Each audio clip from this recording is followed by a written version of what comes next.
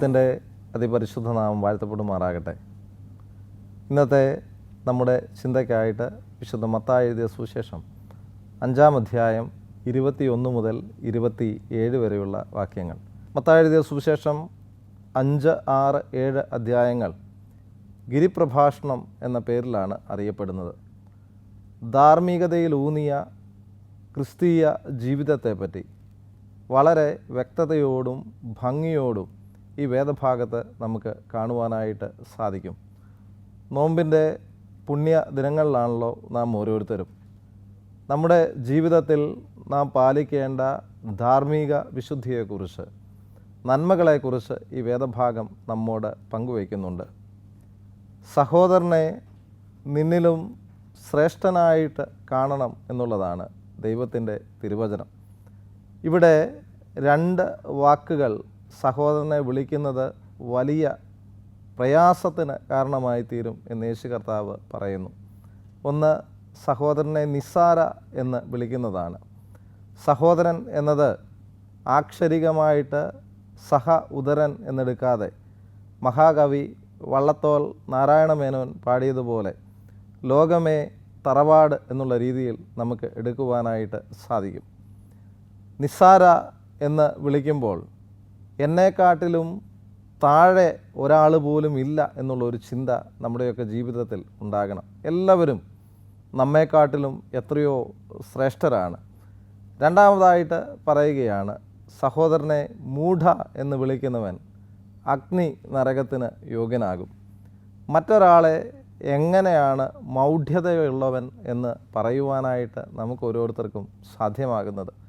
ഒരിക്കലും സാധ്യമല്ല. ഇന്നത്തെ ലോകം മറ്റൊരാളുടെ മുൻപിൽ വെച്ച് അപമാനിക്കാത്ത ലോകമാണ്. എന്നാൽ മറ്റൊരാളുടെ അസാന്നിധ്യത്തിൽ അദ്ദേഹത്തെക്കുറിച്ച് എന്ത് പറയുവാനും യാതൊരു മടിയുമില്ലാത്ത ഒരു ലോകക്രമം. യേശു കർത്താവ് പറയുന്നു, ഒരിക്കലും മറ്റൊരാളെ നിന്നിലും താഴെയുള്ളവൻ എന്ന് കരുതരുത്, അവനെ ശ്രേഷ്ഠനായിട്ട് കരുതണം.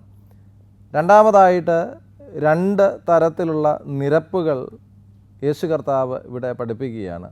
ഒന്നാമത് പറയുന്നു, നീ ദൈവത്തിന് വഴിപാട് കഴിക്കുവാനായിട്ട് ആഗ്രഹിക്കുമ്പോൾ നിനക്ക് നിൻ്റെ സഹോദരനുമായി എന്തെങ്കിലും ഉണ്ട് എന്ന് കരുതുന്നുണ്ടെങ്കിൽ നിൻ്റെ വഴിപാട് അവിടെ വെച്ചതിന് ശേഷം സഹോദരനുമായി ചെന്ന് നിരപ്പിൻ്റെ അനുഭവം പ്രാപിക്കണം. മനുഷ്യരുമായിട്ടുള്ള നിരപ്പിൻ്റെ അനുഭവം ഉണ്ടെങ്കിൽ മാത്രമേ ദൈവത്തെ കാണുവാനായിട്ട് നമുക്ക് ഓരോരുത്തർക്കും സാധ്യമാകുകയുള്ളൂ. രണ്ടാമതായിട്ട് ഈ വേദഭാഗം പങ്കുവയ്ക്കുന്ന ചിന്ത, ദൈവവുമായിട്ട് അനുരഞ്ജനപ്പെടുവാൻ നമുക്ക് ഓരോരുത്തർക്കും സാധ്യമായിട്ട് തീരണം. ദൈവവിചാരത്തിലൂടെ, ദൈവിക നന്മയിലൂടെ ദൈവം കാണുന്ന കാഴ്ചകളെ കാണുവാൻ പ്രിയമുള്ളവരെ നമുക്ക് ഓരോരുത്തർക്കും സാധിക്കണം. മൂന്നാമതായിട്ട് ഈ വേദഭാഗം പങ്കുവയ്ക്കുന്ന ഒരു ചിന്ത, 2 അവയവങ്ങളെ കടിഞ്ഞാണിട്ട് സൂക്ഷിക്കണം എന്നുള്ളതാണ്. ഒന്നാമതായി നമ്മുടെ നാവ്. സഹോദരനെ നിസ്സാര എന്നും മൂഢ എന്നും വിളിക്കുന്ന നമ്മുടെ നാവ് കടിഞ്ഞാണിട്ട് സംരക്ഷിക്കണം. ചെറിയ വാക്ക് വലിയ പ്രയാസത്തിന് കാരണമായി തീരുന്നതായിട്ട് നമുക്ക് മനസ്സിലാക്കാം.